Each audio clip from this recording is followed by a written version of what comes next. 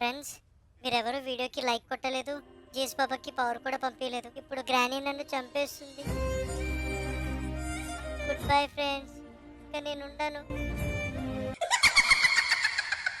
Shinchan, నీకెవరు fans లేరు, నిన్నెవరూ కాపాడరు.